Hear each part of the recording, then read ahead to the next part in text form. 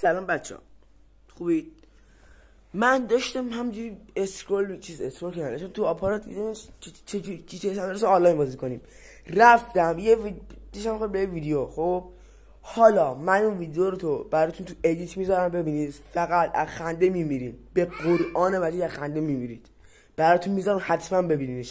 تو ادیت بعد این ویدیو میذارمش، تو رو قرآن رد نکنید، فقط ویدیو رو ببینید، از خنده میترکید. سلام دوستان، یه بار دیگه با پارت دوم GTA San Andreas در خدمت شما شیم. این دفعه آموزش